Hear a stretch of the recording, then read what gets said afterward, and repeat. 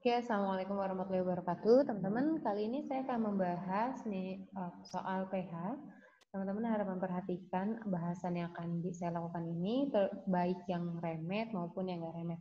Karena barangkali teman-teman yang nggak remet juga mengalami kekeliruan, jadi nggak akan keliru lagi nih. Sedangkan teman-teman yang remet harus memperhatikan betul jawabannya karena teman-teman harus mengerjakan ulang kembali pH-nya sampai waktu yang ditentukan. Kita bahas dari soal yang pertama. Nah, di sini ada gambar rambut anak ini menempel pada balon ya. Maka pertanyaannya adalah, peristiwa tersebut merupakan salah satu contoh peristiwa. Ini jelas banget ya teman-teman, jawaban yang benarnya adalah listrik statis. Oke, kita lanjut ke soal berikutnya. Pernyataan yang benar berdasarkan gambar berikutnya ini, jadi gambar ada dua muatan, di mana muatan yang orange isinya lebih banyak protonnya, sedangkan yang hijau lebih banyak elektronnya. Jadi muatan yang orange itu positif, yang hijau itu negatif. Nah, teman-teman harus hati-hati sebenarnya kalau hanya melihat, oh orange positif, hijau negatif. Teman-teman kemungkinan akan menjawab yang A atau yang B. Tapi kalau kita perhatikan lebih detail, yang A, benda orange bermuatan positif karena jumlah elektronnya lebih banyak. Nah, konsepnya itu kalau muatannya positif, elektronnya itu lebih sedikit, teman-teman. Berarti pernyataan ini salah nih. Nah, begitu juga yang B, benda hijau bermuatan negatif karena jumlah protonnya lebih banyak. Harusnya kalau negatif yang banyak itu adalah elektronnya. Maka jawaban yang mana yang benar? Yang benar adalah yang C. Jika didekatkan, kedua benda tersebut akan tarik-menarik. Kenapa tarik-menarik? Karena keduanya memiliki muatan yang berlainan. Kita lanjut ke soal berikutnya. Pada sebuah praktikum, Ahmad menggosokkan gelas kaca dengan kain sutra yang dimiliki ibunya. Selain itu, ia juga menggosokkan kain sutra tersebut dengan gumpalan benang wol. Berdasarkan cerita tersebut, hasilnya Ahmad dapatkan. Nah, teman-teman harus ingat tabel yang pernah saya ajarkan sebelumnya ya. Mana yang posisinya lebih atas, mana yang lebih bawah. Nah, itu nanti bisa menentukan mana yang positif, mana yang jadi negatif. Nah, untuk yang soal ini jawabannya adalah yang B. Gelas menjadi positif, kain menjadi negatif. Dan pada percobaan kedua, kainnya menjadi negatif dan wolnya menjadi positif. Berikutnya, pernyataan yang benar berdasarkan gambar muatan berikut adalah, nah teman-teman, di gambar ini kalau diperhatikan baik-baik, A, B, C, D, gambar yang benar-benar memiliki arah panahnya itu searah semua adalah yang A dan yang D saja. A ini menunjukkan dia muatannya positif karena keluar, positif itu selalu keluar. Sedangkan negatif itu selalu ke dalam. Jadi jawabannya adalah yang B. A bermuatan positif dan D bermuatan negatif. Nah berikutnya, nah ini sebenarnya gampang banget ya teman-teman, hanya menghitung I masuk sama dengan I keluar. Oke. I yang masuk sama dengan I keluar.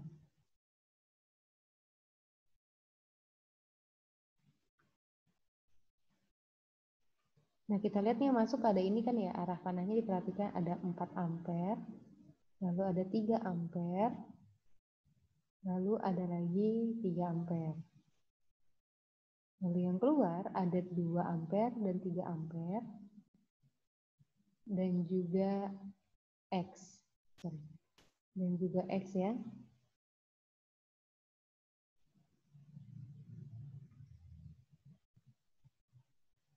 Nah, kita tinggal jumlah kayak biasa. Ini 10 kan ya hasilnya, yang ini 5 plus X.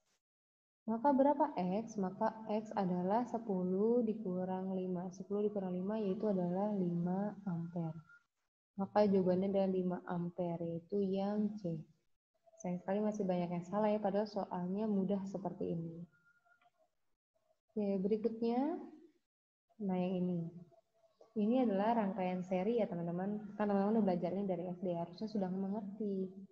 Kalau belum mengerti, pertanyakan dulu SD ngapain aja. Nah teman-teman, ini adalah rangkaian seri. Jika nilai R1 dan R3 sama, jadi R1 sama R3 sama-sama 4 ohm. R2-nya 5 ohm. Maka nilai hambatan totalnya, total hambatan pengganti itu hambatan total. Maka tinggal kita jumlahkan. 4 tambah 5 tambah 4. Hasilnya adalah 13 ohm. Jawabannya yang B. Nah, gampang kan? Ternyata segampang ini. Lain kali kalau diterangkan itu diperhatikan teman-teman, biar kalau ujian tuh bisa. Nah, berikutnya soal sebab akibat. Untuk menguji suatu benda bermuatan listrik atau tidak, kita bisa menggunakan elektroskop. Benar atau tidak pernyataan ini? Jelas benar ya. Elektroskop berfungsi untuk menguji muatan listrik. Sebab saat daun elektroskop tertutup, menandakan benda tersebut memiliki muatan listrik. Nah, pernyataan ini salah. Yang benar adalah saat elektroskop terbuka, kalau terbuka daunnya baru menandakan benda tersebut memiliki muatan listrik. Kayak gitu. Ditentukan apa tuh jawabannya. Kalau pernyataan pertamanya benar, keduanya salah. Berikutnya, jika jarak muatan A positif, A muatannya, dan B negatif, kalau negatif mau positif bagaimana? Saling tarik menarik kan ya? Maka gaya tarik menarik di antara keduanya juga semakin besar. Nah, secara logika nih teman-teman, kalau jarak antara A sama B-nya makin besar, makin jauh, apakah tarik menariknya semakin besar? Tentu tidak kan ya, semakin jauh jaraknya, tarik menariknya semakin kecil. Maka pernyataan yang pertama ini salah.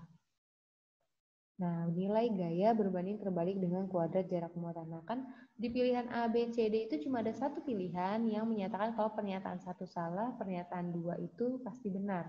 Nah, itu pilihan yang mana? Tinggal teman-teman pilih itu berarti pilihannya A, B, C, atau D. Gampang banget sebenarnya. Kita masuk ke dua soal terakhir. Pilihan gandanya. Yang ini, elektron dapat berpindah dari atom ke atom lain. Betul ya? Yang dapat berpindah itu adalah elektron. Benar ya, jadi pernyataan pertama benar. Sebab elektron terletak di kulit atom, sedangkan proton dan neutron terletak di inti atom. Ini benar juga. Jadi pernyataan dua-duanya benar dan saling berhubungan. Kenapa saling berhubungan? Kenapa elektron bisa berpindah-pindah? Karena elektron terletak di kulit atom. Kayak gitu. Nah, ini yang terakhir. Pada rangkaian paralel itu kayak gini. Kalau ini baterai, nah maka akan bercabang seperti ini kan ya. Lalu ini lampunya. Nah, tersambung lagi. Lampunya kan menyala ya. Nah, pertanyaannya adalah, jika salah satu lampu mati nih yang ini, apakah lampu yang ini akan mati juga? Jawabannya adalah enggak, ini akan tetap nyala kan ya. Itulah ciri khas dari paralel. Kenapa? Karena setiap lampu mendapat arus listrik langsung dari sumber listrik. Jadi pernyataan pertama benar, kedua benar, dan mereka saling berhubungan. Nah, kalau kayak gitu apa tuh jawabannya? Oke, sampai sini selesai PG-nya. Kita masuk ke esainya. Nah, di esai, nih ya, sebuah muatan sebesar 4 mikrocoulomb. Muatan itu lambangnya Q. Q-nya 4 nanocoulomb. Gayanya sebesar 20 Newton. Nah, ini ubah dulu jadi coulomb. Jadi coulomb itu berarti jadi 4 kali 10 pangkat min 9 coulomb. Yang ditanya adalah E. E sama dengan F per Q. Nah, di mana F itu berarti 20 dibagi 4 kali 10 pangkat min 9. Ini tinggal dibagi. 20 bagi 4 berapa? 5. 10 pangkat min 9 tinggal kita naikkan ke atas. Berarti jadi 10 pangkat minnya hilang. 10 pangkat 9. Banyak banget yang masih jawab 5 doang atau 5 kali 10 pangkat min 9. Minnya nggak dihilangin. Itu salah ya. Nah, berikutnya ini kita akan bahas sel saraf.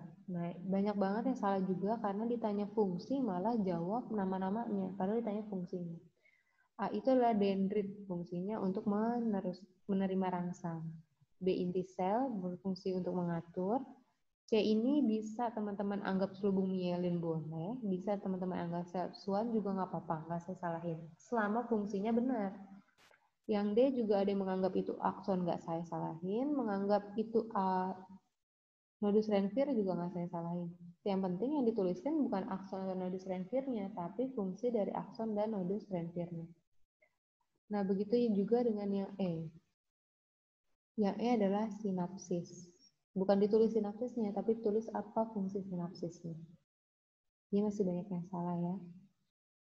Berikutnya, nah ini kan hanya mengulang latihan sebenarnya ya. Jasa arah aliran listrik. Nah, teman-teman ada dibilang ya, aliran listrik itu selalu bermula dari kutub positif ke kutub negatif. Berarti kan kayak gini arah geraknya, dari positif ke negatif. Dari kutub positif ke lampu, lalu kembali ke negatif. Nah, teman-teman banyak yang menceritakan ke lampu 1, lampu 2, lampu 3. Padahal saya nggak menuliskan di sini mana lampu 1, lampu 2, lampu 3. Karena bukan lampunya konsepnya, tapi si baterainya. Jadi arus listrik itu selalu bergerak dari kutub yang positif ke negatif, itu yang harus diingat. Sedangkan aliran elektron itu bergerak dari negatif ke positif. Kebalikannya. Jadi konsepnya aja belum dapat. Jangan main lampu 1, lampu 2, lampu 3. Nggak penting itu lampunya. Yang penting adalah arah alirannya dari kutub positif ke kutub negatif. Berikutnya, ini 2 soal terakhir yang banyak yang salah.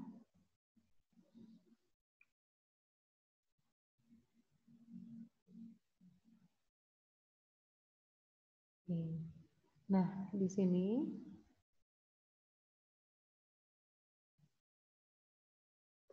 sebenarnya ini gampang banget ya soal yang ini. Tentukan besar pengeluaran listrik kamar kos. Ada yang jawabnya sampai jutaan, puluhan ribu, ratusan ribu. Dibayangin secara logika aja, masa kamar kos yang isinya cuma lampu kipas angin dan televisi aja sampai jutaan, itu kan nggak masuk akal. Harusnya tidak masuk seperti itu. Ini cara menghitungnya banyak, tinggal mengalihkan semuanya.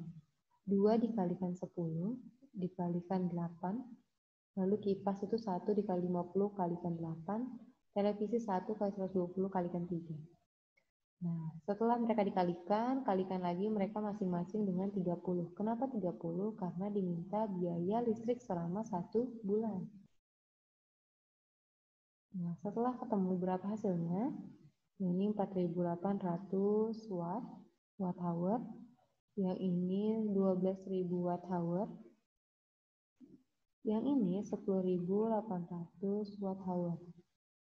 Nah, masing-masing dari mereka ini teman-teman ubah jadi kilowatt hour kWh. Nah, ini tuh berapa kWh, ini berapa kWh, ini masing-masing teman-teman ubah semuanya jadi berapa kWh. Setelah ketemu nih berapa kWh semuanya, ketemu kan ya jumlahnya sekian nih, sekian kWh. Lalu tinggal dikalikan 300 rupiah. Maka nanti ketemu hasilnya 8.280 rupiah. Nanti dituliskan yang lengkapnya ya di jawaban teman-teman. Jadi sebenarnya segampang itu cara ngerjainnya. Oke, berikutnya yang terakhir. Pada sebuah kabel tembaga dapat muatan sebesar 8. Berarti Q-nya adalah 8 kolom. Lalu time-nya adalah 4 second. Arus listrik itu lambangnya I kan? I sama dengan Q per T. Masih aja yang salah, padahal dia ngikutin rumus. 8 dibagi 4. Jawabannya adalah 2. Satuannya ampere. Jangan sampai nulisin 2 doang. Karena nilainya nggak akan sempurna. Oke, sampai sini pembahasan tentang pH. Harap dikerjakan bagi teman-teman yang masih remet. Sampai batas waktu yang ditentukan. Buat teman-teman yang tidak remet, silahkan dikoreksi kembali jawabannya. Semoga tidak ada salah di ulangan berikutnya. Terima kasih atas perhatiannya. Wassalamualaikum warahmatullahi wabarakatuh.